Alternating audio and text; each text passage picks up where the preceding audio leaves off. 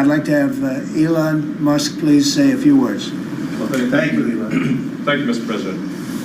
I actually just call myself a humble tech support here because this is actually, as crazy as it sounds, that is almost a literal description of the work that the DOGE team is doing, is helping fix the government computer systems. Many of these systems are extremely old. They don't communicate. There are a lot of mistakes in the systems. The software doesn't work. So we are actually tech support. It's ironic, but it's true. The overall goal here with the DOGE team is to help address the enormous deficit. We simply cannot sustain as a country $2 trillion deficits. The interest rates, just the interest on the national debt, now exceeds the Defense Department spending. We spend a lot on the Defense Department, but we're spending like over $1 trillion on interest. If this continues, the country will become de facto bankrupt. It's not an optional thing, it is an essential thing. That's the reason I'm here. And taking a lot of flack, and getting a lot of death threats, by the way. I mean, I like to stack them up, you know. But if we don't do this, America will go bankrupt. That's why it has to be done. I'm confident at this point, knock on wood, you know, knock on my wooden head, there's got a lot of wood up there, that we can actually find $1 trillion in savings. That would be roughly 15% of the $7 trillion budget. And obviously that can only be done with the support of everyone in this room. And I'd like to thank everyone for your support. Thank you very much. This can only be done with your support. So this is really, DOGE is a support function for the President and for the agencies and departments to help achieve those savings and to effectively find 15% in reduction in fraud and waste. And we bring the receipts. So people say, like, well, is this real? Just go to doge.gov. We line item by line item, we specify each item. So, and I should say, we will make mistakes. We won't be perfect, but when we make a mistake, we'll fix it very quickly. So, for example, with USAID, one of the things we accidentally canceled very briefly was Ebola prevention. I think we all want Ebola prevention. So we restored the Ebola prevention immediately, and there was no interruption.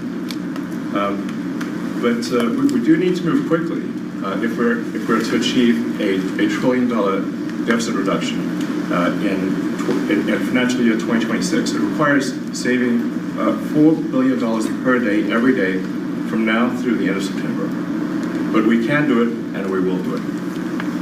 Thank you.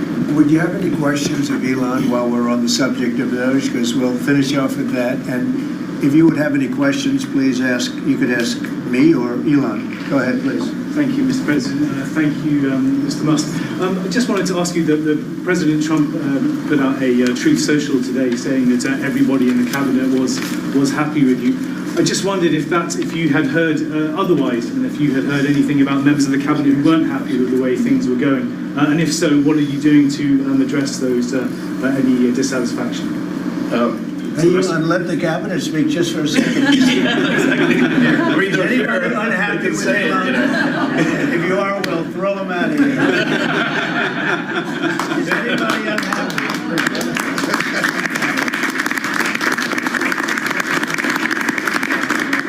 They have a lot of respect for Elon and that he's doing this, and some disagree a little bit, but I will tell you, for the most part, I think everyone's not only happy, they're thrilled.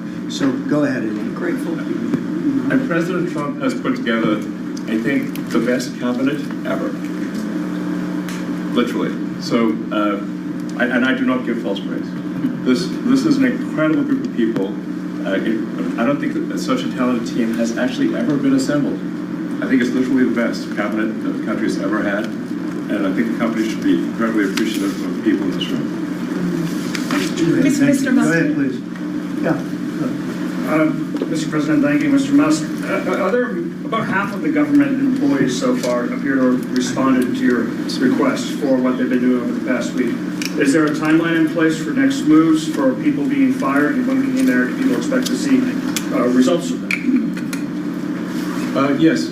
Well, to be clear, like I think that email perhaps was misinterpreted as a performance review, but actually it was a pulse check review. Do you have a pulse? Do you have a pulse and 2 neurons? So if you have a pulse and 2 neurons, you can reply to an email. This is, I think not a high bar, is what I'm saying. This is, anyone can accomplish this? But what we are trying to get to the bottom of is we think there are a number of people on the government payroll who are dead, which is probably why they can't respond. And some people who are not real people, like they're literally fictional individuals that are collecting paychecks. Well, somebody's collecting paychecks on a fictional individual, so we're literally trying to figure out, are these people real? Are they alive? And can they write an email? Which I think is a reasonable expectation for the American public would have at least that expectation of someone in the public sector. Mr. Musk, roughly 1 million employees. It's not a high bar, guys, come on. Roughly 1 million employees have responded so far to this email. Does that mean that the remaining 1 million or so federal employees now risk being terminated? And is it your understanding and expectation when you post a directive on X that the cabinet secretaries will follow that order? Because several agencies have instructed employees that this is voluntary or not to respond. Yeah, well, I guess it was like last week, the president encouraged me via Truth Social and also via a phone call to be more aggressive. And I was like, okay, yes, sir, Mr. President, we will indeed do that. The president is the commander-in-chief. I do what the president asks. And I said, can we send out an email to everyone just saying, what did you get done last week? And the president said yes, so it did that. We got partial response. We're going to send another email. But our goal is not to be capricious or unfair. We want to give people every opportunity to send an email. And the email could simply be, what I'm working on is too sensitive or classified to describe. Like literally just, that would be sufficient. I think this is just common sense. And what is your target number for how many workers, employees you're looking to cut total? We wish to keep everyone who is doing a job that is essential and doing that job well. But if the job is not essential or they're not doing the job well, they obviously should not be on the public payroll.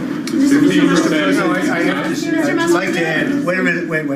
I'd like to add that those million people that haven't responded, though, Elon, they are on the bubble. I wouldn't say that we're thrilled about it. They haven't responded. Now, maybe they don't exist. Maybe we're paying people that don't exist. Don't forget, we just got here. This group just got here.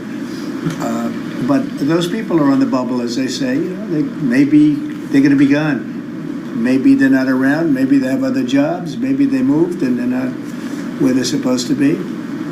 A lot of things could have happened. I wouldn't say that Biden ran a very tight administration. They spent money like nobody's ever spent money before, wasted money. The Green New Scam, all of the different things they spent money on. And you've seen that. We've seen that with some of the things that I read in speeches. I read them and people can't believe when I read them. 20 million here, 30 million here for, a little educational course on something, circumcision, right? Circumcision. $20 million to inform the people of such and such a country on other things and other things other than that. So, those people are, right now we're trying to find out who those people are that haven't responded. Now, there'll be some agencies, like Marco has people within state that are right now doing very classified, very confidential work, and we understand that, and we've talked, and, we're being a little more surgical.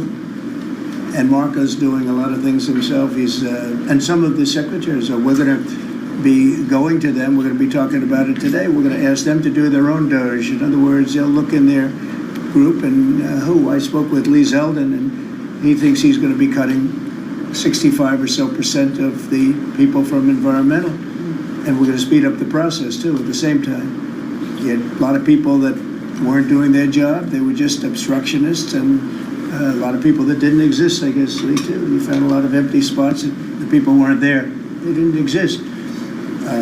And I think education is going to be one of those. You go around Washington, you see all these buildings for the Department of Education. We want to move education back to the states where it belongs.